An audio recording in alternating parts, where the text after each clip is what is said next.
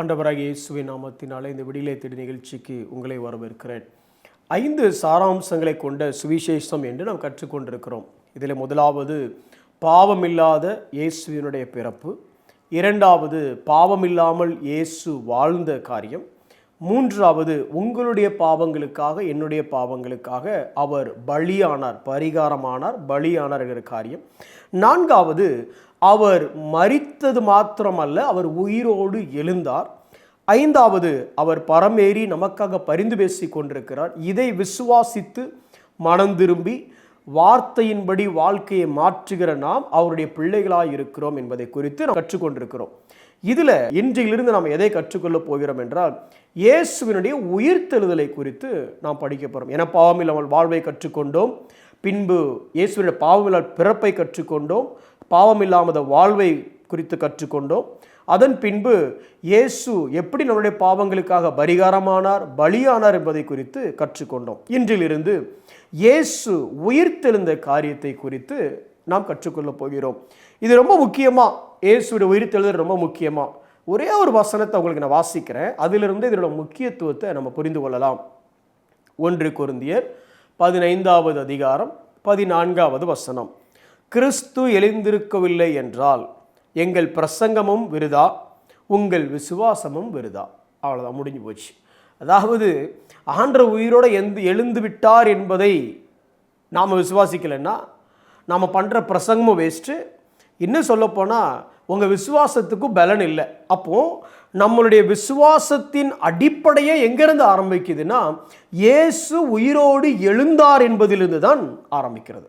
அது மிகவும் முக்கியமான ஒரு காரியம். இன்றைக்கி அதை குறித்து நம்ம கற்றுக்கொள்வோம். இயேசு உயிரோடு எழுந்த அந்த நாட்களில் அவர் உயிரோடு எழுந்தவுடன் சொன்ன சில வார்த்தைகளை குறித்து நாம் தியானிக்க போகிறோம். எப்படி சிலுவையில் இயேசு தொங்கும் பொழுது அவர் மொழிந்த 7 வார்த்தைகளை குறித்து தியானிக்கிறோமோ, அது எவ்வளோ முக்கியத்துவமோ, அதுபோல் இயேசு உயிரோடு எழுந்த பின்பு அவர் நவிழ்ந்த, அவர் சொன்ன சில வார்த்தைகளின் பின்ன அநேக முக்கியத்துவங்கள் இருக்கிறது. அதிக முக்கியத்துவம் வாய்ந்த அந்த வார்த்தைகளை குறித்து தியானிக்க போகிறோம். இன்றைக்கு முதல் வார்த்தையாக ஒரு காரியத்தை நம்ம கற்றுக்கொள்வோம். இயேசு மரித்த அந்த 3ஆம் நாள் மகதலேனா மரியாள் அதிகாலையில் எழுந்து அவருடைய கல்லறைக்கு போகிற அந்த ஃபார்மாலிட்டிஸை பண்ணுறதுக்காக அவங்க போகிறாங்க. அப்போது இயேசு அவர்களுக்கு வெளிப்படுகிறார். வெளிப்பட்டு அவர் சொன்ன காரியம் வாசிக்கிறேன், கேளுங்கள். மத்தேயு 28வது அதிகாரம் 8வது வசனம். அவர்கள் அவருடைய சீஷர்களுக்கு அறிவிக்க போகிற போது இயேசு தாமே அவர்களுக்கு எதிர்பட்டு வாழ்க என்றார். அவர்கள் கிட்ட வந்து அவர் பாதங்களை தழுவி அவரை பணிந்து கொண்டார்கள். அப்பொழுது இயேசு அவர்களை நோக்கி, பயப்படாதிருங்கள், நீங்கள் போய் என் சகோதரர் கலிலேயாவுக்கு போகும்படி அவர்களுக்கு சொல்லுங்கள், அங்கே அவர்கள் என்னை காண்பார்கள் என்று எழுதியிருக்கிறது. முதல் வார்த்தை வாழ்க, அதாவது பேசிக்காக வெல்கம், நல்லா இருமா அப்படின்னு சொல்கிற மாதிரி வச்சுக்கலாமா? ஆனால் மெசேஜ் என்ன மெசேஜ்னா பயப்படாதிருங்கள். உயிரோடு எழுந்த உடனே இயேசு பேசிய முதல் வார்த்தை do not be afraid, பயப்படாதிருங்கள். ஏன் அவ்வளோ முக்கியம்? இன்றைக்கி இந்த உலகத்தில் பயம் அப்படிங்கிறது விஷயம் இல்லாதவங்க யாருமே இருக்க மாட்டாங்கல்ல. இப்போ வியாதியாக இருக்கிறவங்களுக்கு அந்த வியாதினால் மரணம் வருமோ, இல்லை என்ன பாதிப்பு ஏற்படுமோ அப்படிங்கிற பயம், மரணத்தை குறித்த பயம், ஸ்கூலுக்கு போகிற பிள்ளைங்களுக்கு படிப்பு குறித்த பயம், மார்க்கு குறித்த பயம், அதையும் தாண்டி ஓரளவு ஒரு வசதியான ஒரு வயதுக்கு வந்த பின்பு திருமண காரியத்தை குறித்த பயம், திருமணம் பண்ண வேண்டுமேங்கிற பயம், திருமணம் பண்ணினவங்களுக்கு திருமணம் பண்ணிட்டோமேங்கிற பயம், அடுத்து பிள்ளைகள்ங்கிற பயம், இப்படி ஏதோ ஒரு காரியத்தை குறித்து பயம் இருந்து கொண்டே இருக்கிறது எல்லாத்துக்கும். ஆனால் இந்த எல்லா பயத்துலையும் அல்டிமேட்டான பயம் என்னென்னா மரண பயம். மரண பயம் நம்மகிட்ட போயிடுச்சுன்னா மற்ற எல்லா பயமும் போயிடும். ஏன்னா இருக்கிற எல்லா பயத்தில் மேலே இருக்கிற பயம், உச்சத்தில் இருக்கிற பயம் என்னென்னா மரண பயம். இதை குறித்து நம்ம இன்னைக்கு தியானிக்க போகிறோம். இந்த பயம் முதல்ல எப்போ வந்தது, இந்த உலகத்துக்குள்ளே இந்த பயம் எப்போ வந்தது? அதுக்கு நம்ம ஆதியாகமத்துக்கு போனோம்.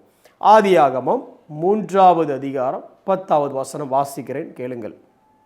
அதற்கு அவன், நான் தேவரீருடைய சத்தத்தை தோட்டத்திலே கேட்டு நான் நிர்வாணியாக இருப்பதினால் பயந்து ஒளிந்து கொண்டேன் என்றான். நல்லா கேளுங்க, தேவனுடைய சத்தத்தை கேட்டால் ஓடி வரணும், ஆனால் சத்தத்தை கேட்டு ஓடி ஒளிஞ்சான்.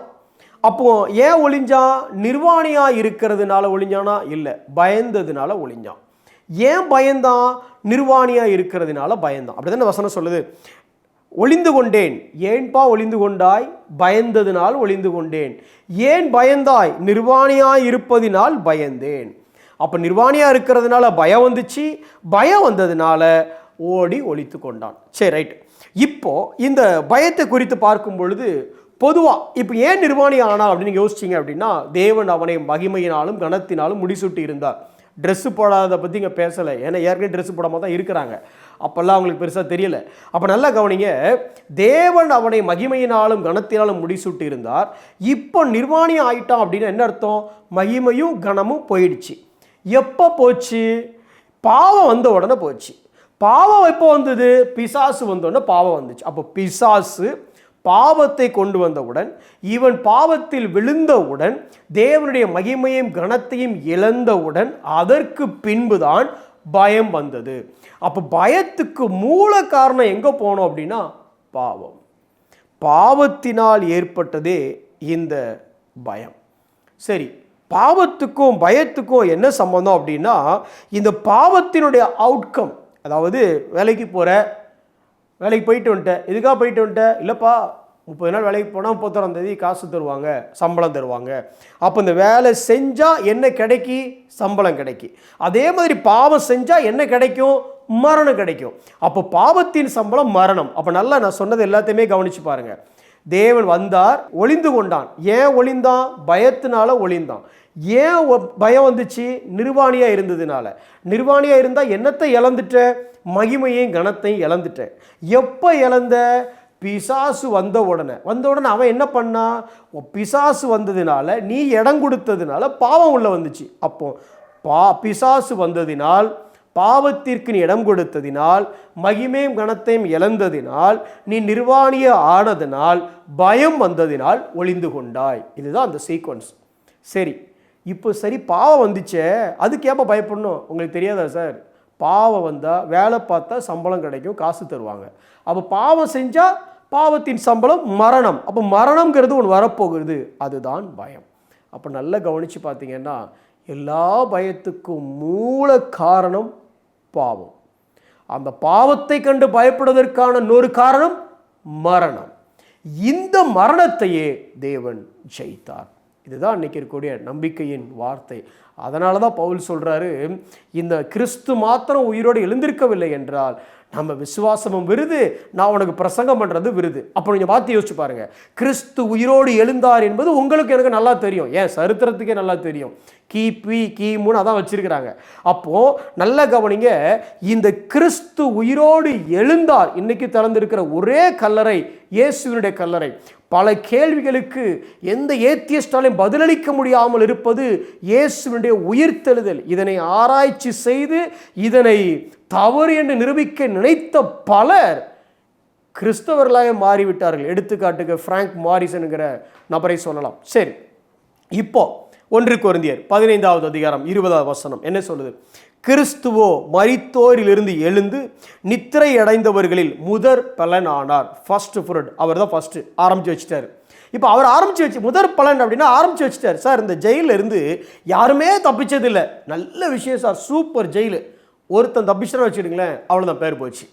அதே மாதிரி தான் மரணம்ங்கிறதுலேருந்து யாருமே இது வரைக்கும் தப்பிக்கிறதில்லை. பிசாசு நினச்சிட்டு இருந்தான், இந்த மரணத்தை மிஞ்சி ஜெயிக்கிறதுக்கு இந்த உலகத்தில் யாருமே இல்லை. ஒருத்தர் வந்தார், அவர் தான் கிறிஸ்து. முதற் பலன் ஆனார். அப்படி ஆனதுனால மனுஷனால தான் மரணம் உண்டாச்சு. அதுதான் பவுல் எழுதுறாரு. ஆதாம்ங்கிற மனுஷனால மரணம் உண்டாச்சு, இயேசு என்கிற பிந்தின ஆதாமினால் உயிர் தெழுதலும் உண்டாச்சு. ஒருத்தர் மரணத்தை தோத்தான், இன்னொருத்தர் மரணத்தை ஜெயிச்சிட்டார். சரி, அவர் ஜெயிச்சதை விட்டுட்டாரா கேட்குறாரு. எப்பா, ஆதாமுக்கள் எல்லாரும் சாவாங்களா? சாவாங்கன்னு நினைக்கிறேன்ல.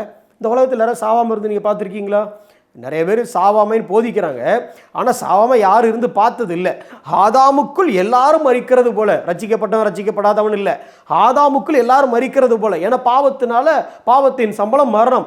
எல்லாரும் மரிக்கிறது எவ்வளவு உறுதியோ ஊர்ஜிதமோ அதே போல கிறிஸ்துவுக்குள் இருக்கிற எல்லாரும் உயிர்ப்பிக்கப்படுவார்கள்.